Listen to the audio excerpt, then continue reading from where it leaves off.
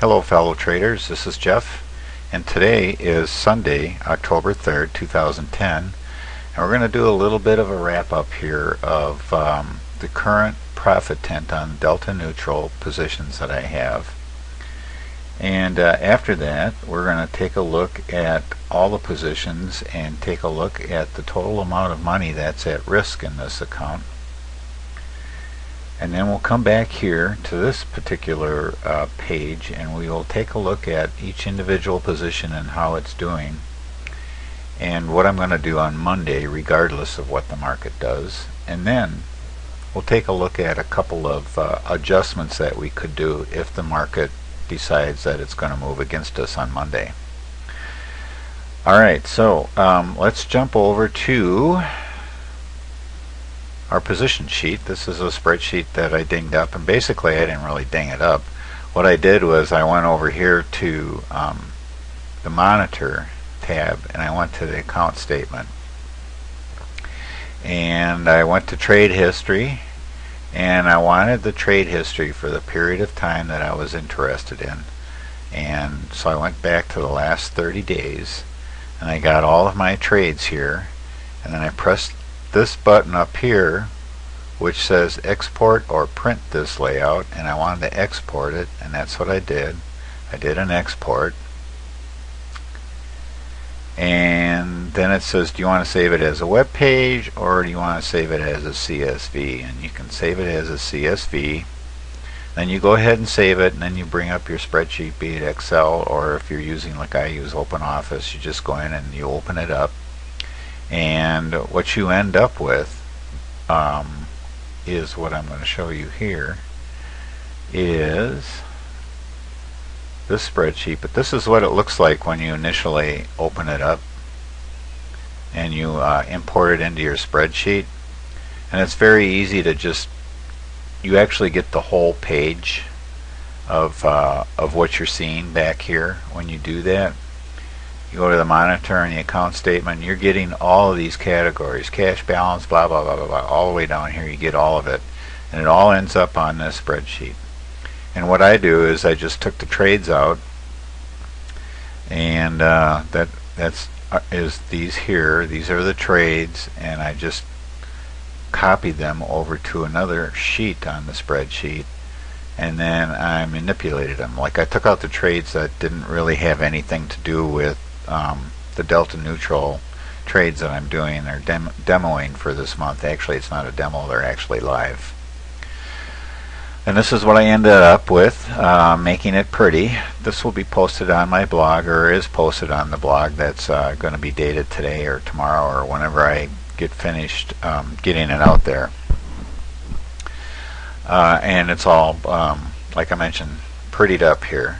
So this is what happened when I opened this up. I opened up a double calendar on IBM, a double calendar on REM, a double calendar on First Solar, and a double calendar on DIA ETF, and a double calendar on Apple. And most of those were done, well, you can see that they're all done on the same day, which you can do that or not, however you want to do it. And then I made some adjustments. I added another calendar to DIA at I think a lower strike. Initially it was 101 and 107, and I did a 110 actually. It was a higher strike. And then I closed RIM because of their earnings, and I made a little note up here just to remind me that I lost $26 on that RIM calendar. So that was not, all that bad of a deal. I was hoping for maybe some back month volatility increase that would have made it a slightly profitable trade, but unfortunately the front month volatility also increased, so it didn't do me a whole heck of a lot of good. So I got out of it, and I made an adjustment on Apple, and I actually 250 put, did I just add to my Apple position on that? No, I closed at 250, and then I opened a new calendar at 290.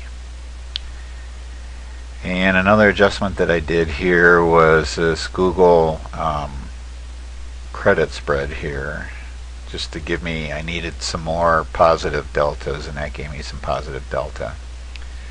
And then the other day I actually closed the bottom calendar on IBM, because IBM's just like running away like crazy, and you'll see it in the chart.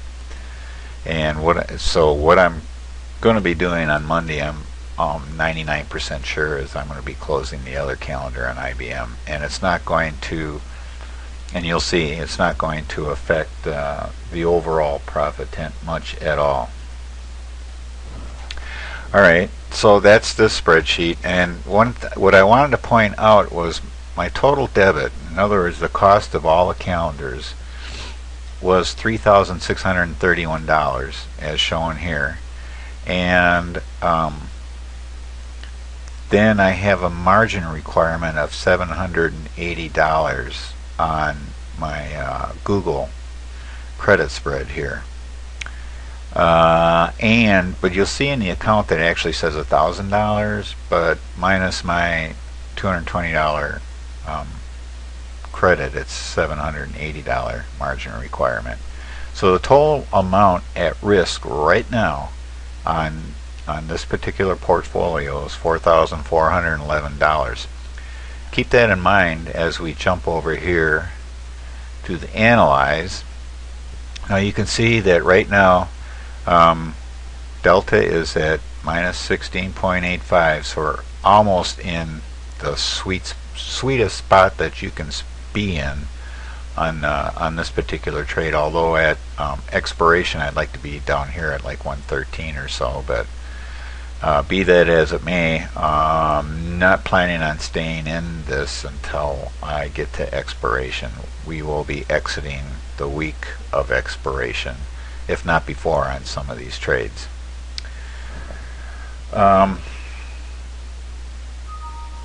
You can see that right now max profit is like $1,930, and keep in mind that the risk was what? $4,400, and max profit is what? $1,900. Whoa, that's not bad. That's almost a 50% profit on the money that is at risk. That's not bad at all. Alright, so let's just make sure that we don't have any goofy stuff in there, and it looks like we did have goofy stuff in there.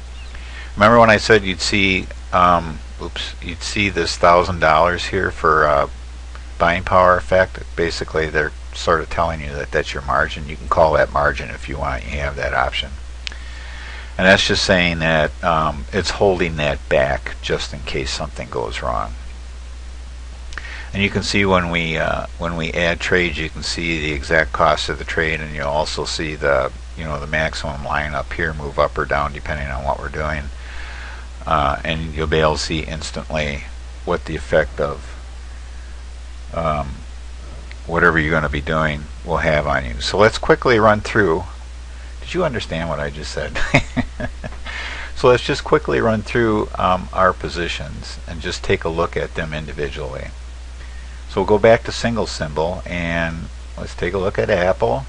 And Apple's looking pretty good. It's up $333.56. That's not bad at all. I'm definitely not complaining about that one. Of course, if we take a quick look at the chart, you can see that it did pull back, and it has been pulling back, and it's almost right in the sweet spot here, right in the middle. The next position that we have is DIA, and you can see what when I did the